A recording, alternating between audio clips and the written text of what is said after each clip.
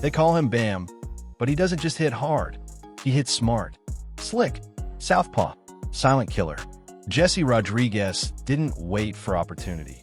He ran straight at it, slicing through older, stronger champions with angles they couldn't see and shots they couldn't survive. While others were learning, Bam was leading. Youngest world champion in boxing at just 22. Two-division title holder with footwork like poetry, instincts like a veteran, and power that explodes before you even see it coming. And now, the belts aren't the only thing stacking up. Luxury cars, designer fits, fight purses in the millions. With an estimated net worth climbing fast, he is living proof that quiet killers can still shine loud.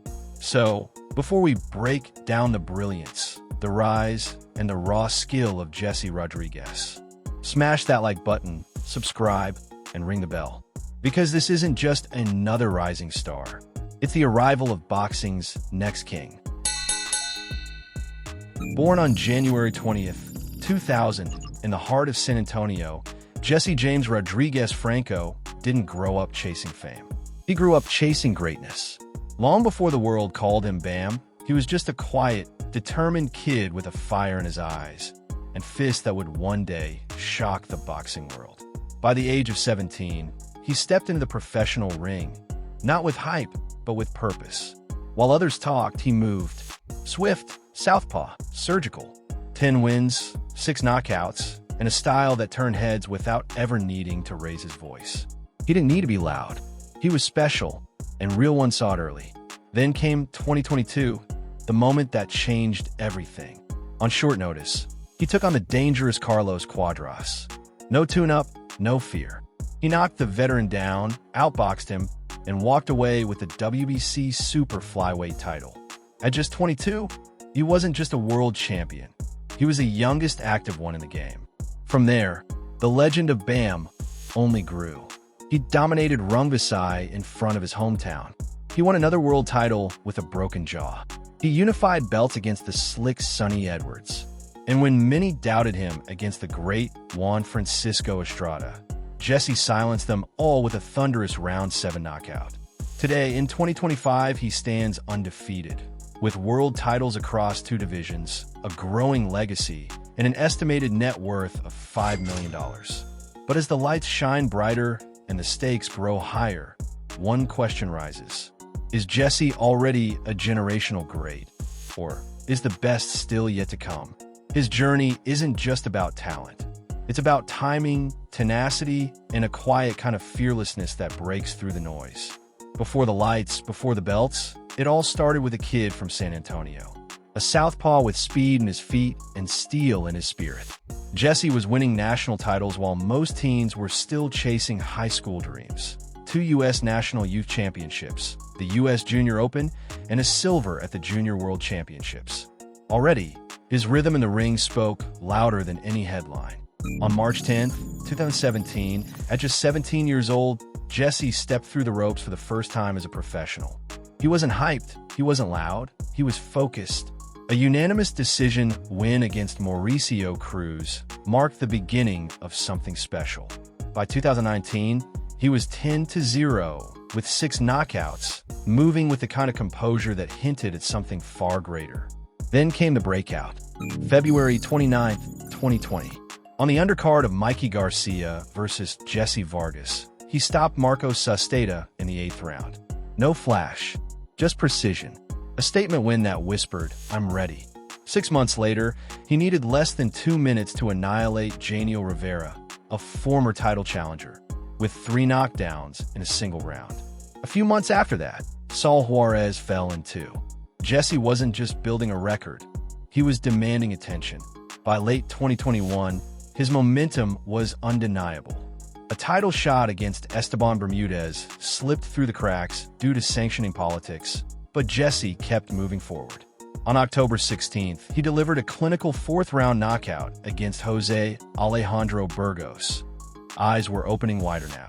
Matchroom Boxing signed him. The stage was growing. So were the stakes. Then came a twist no one saw coming. February 2022, he was set to fight on the undercard of a title eliminator. But when Srisaket Rungvisai pulled out last minute, He was offered something far bigger, a title fight against veteran Carlos Cuadras for the vacant WBC Super Flyweight Championship. It was a risk, but he took it. And under the bright lights, he rose, flooring Cuadras with a sharp uppercut and winning by unanimous decision. But legends don't rest on moments. They build legacies. For months later, in his hometown of San Antonio, he faced Rungvisai, the man he was originally supposed to fight. The result? A beating so precise it looked scripted. Jesse knocked him down in round 7 and stopped him in round 8. The punch count? 233-84. A one-sided symphony. September brought another test. This time, Israel Gonzalez, on the undercard of Canelo versus GGG3. Jesse took a low-blow penalty in round 8, but stayed composed, winning by unanimous decision. It was another lesson in maturity, poise, and control. Then a strategic move. In October 2022, he vacated his super flyweight title and dropped down to flyweight. The critics questioned it. Jesse didn't. The WBO ranked him number 1, and when the belt became vacant, he stepped in against Christian Gonzalez in April 2023. The fight? Another dominant win. But the real story happened in silence. Jesse fought through a broken jaw from round 6 onward. He never complained, never backed off, just fought, and won. 8 months later, he faced his most technically skilled opponent yet, unbeaten IBF flyweight champ Sonny Edwards. They met in Arizona. Jesse dominated. He knocked Edwards down, outlanded him nearly 2-1, and forced a stoppage by round 9. Edwards later revealed he'd suffered a fractured orbital bone. The numbers were brutal, the performance brilliant. Then came the challenge that turned whispers into roars. Juan Francisco Estrada, a legend, a killer, a master of the game. On June 29, 2024, the two collided. Jesse tasted the canvas for the first time in his career, dropped in round 6. But in round 7, he answered back with a thunderous body shot that ended it. One judge had Jesse ahead, another had him behind, and one had it even. The fight was close, but Jesse made sure the decision never left the judge's hands.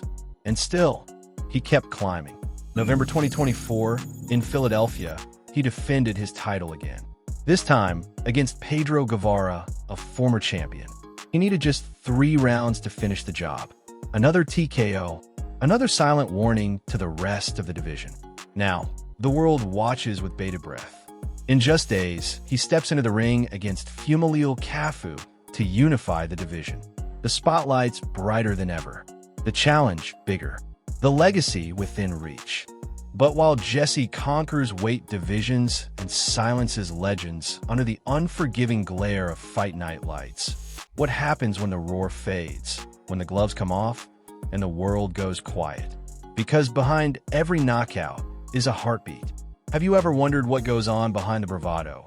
What fuels the man beneath the legendary punches? For Jesse, the answer isn't found in sold-out arenas or championship belts. It lies in something softer, something steady, a quiet love that's been building behind the scenes. Since at least 2020, Jesse has shared his life with Rebecca, his longtime girlfriend and unwavering supporter. While the world cheered his rise to boxing glory, Jesse and Rebecca built a world of their own. Far from cameras, far from chaos. Their bond is calm, private, and real. And now, that love is expanding into something even more powerful as the couple is expecting their first child, a baby girl. Rebecca shared the news in a simple, heartfelt post. And just like that, I'm a girl mommy. The moment touched fans deeply, reminding them that beneath the fighter's fire is a man learning to prepare for midnight feedings, not just title fights. Off camera, his world is quieter, grounded, full of gratitude. It's not about fame, it's about family. From shared meals and quiet mornings to painting the nursery, his victories at home are just as meaningful as any win in the ring. So, here's the question. What does life look like when the gloves come off and you're still winning? For Jesse Rodríguez, success hasn't made him louder. It's made him more intentional. He's not chasing status symbols or screaming for attention. His life outside the ring mirrors the discipline he shows inside it. Focused, balanced, and quietly powerful. He still lives in San Antonio, Texas, the same city that raised him. Not in a flashy mansion, but in a modern, private home designed more for recovery than for display. Inside, there's a gym where sweat and repetition still shape his destiny. A trophy room holds the belts that change his life. And tucked into a corner, there's a recovery setup that reminds you. Behind every explosive knockout is a man constantly healing, rebuilding, preparing for the next war. Even his interior style speaks volumes. Clean lines, soft lighting, boxing art on the walls. Not extravagant, not loud, just intentional. Just like him. Step outside, and his cars tell their own quiet story. A Dodge Challenger SRT Hellcat, a beast that reflects his fighting style. Fast, raw, undeniable. A Chevrolet Tahoe for the long hauls with Rebecca, built for family comfort. Whispers of a custom McLaren or matte-wrap Corvette float online. Fans even claim they've seen him near a Ford Raptor. But Jesse's never posted them. He doesn't have to. He's not proving a point. He's just living. And while some fighters collect toys, Jesse invests in people. In his community, he's hosted youth boxing clinics, donated gloves for charity auctions, and made it clear that no matter how high he climbs, he's still that kid from San Antonio, just with heavier hands and a bigger heart. He supports his brother Joshua Franco without hesitation and makes time for the family that sacrificed everything to get him here. As Jesse gears up for another unification bout, another chapter quietly begins. One where the stakes are deeper, the cheers more intimate, and the victories measured not in belts, but in bedtime stories. Before you go, don't miss out on exclusive perks. Click the link in the description to become a channel member and enjoy awesome benefits, like suggesting future video topics, getting early access to new content 48 hours before anyone else, and much more. Your support means the world and helps us keep bringing you the stories you love. If you enjoyed this video, hit that like button, drop a comment, and subscribe for more amazing content. And while you're here, why not check out our deep dive into Teofimo Lopez's video? Trust me, you won't want to miss it. Thanks for watching, and we'll see you in the next one.